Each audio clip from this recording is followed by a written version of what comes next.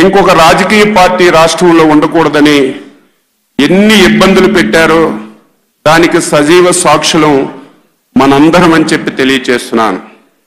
వారు ఎన్ని ఇబ్బందులు పెట్టినా,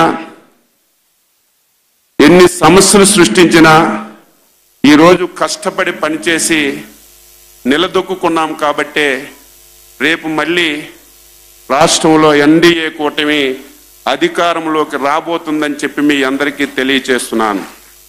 దీనికి సహకరించినటువంటి ప్రతి ఒక్కరికి పేరు పేరున పార్టీ తరపున అభినందిస్తున్నాను.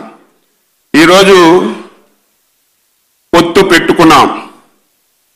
కొంతమందికి సీట్లు రాకపోవచ్చు, వాళ్ళకు కూడా ఏదో సీటు రాలేదని పార్టీ దూరం పెట్టిందని ఆలోచన కాకుండా రాష్ట్ర ప్రయోజనాలను దృష్టిలో పెట్టుకొని 5 కోట్ల మంది ఆంధ్రుల్ని దృష్టిలో పెట్టుకొని ప్రతి ఒక్కరు కూడా సహకరించాలి, సహకరిస్తారని చెప్పి ఈరోజు ప్రతి ఒక్కరూ ముందుకొచ్చినందుకు ఎవరైతే ఈరోజు పొత్తు ధర్మంలో సీట్లు రాకపోయినా ధైర్యంగా ముందుకొచ్చి భుజస్కంధాలపైన వేసుకొని ఈరోజు పనిచేస్తున్నటువంటి వారందరికీ పార్టీ తరపున, తెలుగుదేశం పార్టీ కార్యకర్తలందరి తరపున శిరస్సు వంచి నమస్కారాలు అందరికీ తెలియచేస్తున్నాను.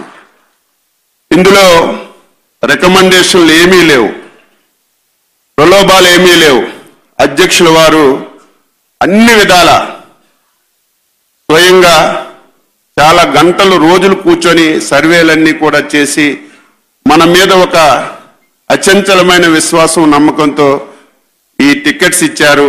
మనందరం గెలవాలి, గెలిచి తీరాలి, దానికి మనందరం కూడా కష్టపడి పనిచేయాలని చెప్పి తెలియజేస్తున్నాను.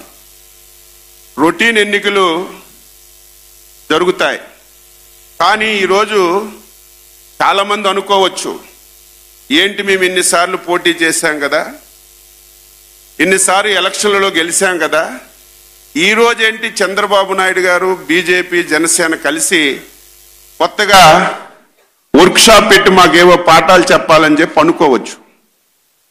కానీ నేను ఇప్పుడే చెప్పాను, ఒక దుర్మార్గుడితో మనం ఈరోజు పోరాటం చేస్తున్నాం.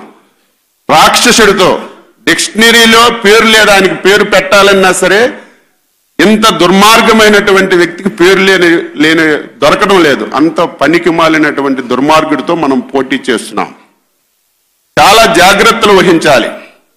ప్రజాస్వామ్యంలో ఎన్ని దారుణాలు జరుగుతున్నాయంటే, నేను రేపు నామినేషన్ వేస్తే 8వ నామినేషన్, కానీ ఫస్ట్ టైం ఆంధ్రప్రదేశ్ రాష్ట్రంలో ప్రతి ఒక్కరు గమనించాలి, నామినేషన్లో మన వివరాలన్నీ కూడా పొందుపరచాలి. మనం వ్యక్తిగతంగా మన మీద ఉన్న కేసులు కానీ, మన ఆస్తి వివరాలు కానీ ఎఫిడవిట్లో మనం పెట్టాలి.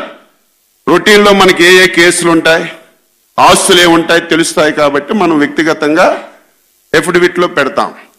ఫస్ట్ టైం అందరు ఎస్పీలకి, కమిషనర్లకి రైట్ టు ఇన్ఫర్మేషన్ మీద లెటర్ పెట్టి నా మీద ఎన్ని కేసులు ఉన్నాయో చెప్పండి అనే దౌర్భాగ్య స్థితికి ఆంధ్రప్రదేశ్ రాష్ట్రంలో ప్రజాస్వామ్యం వచ్చిందంటే ఒకసారి మనం ఎంత జాగ్రత్తగా ఉండాలో అర్థం చేసుకోవాలి.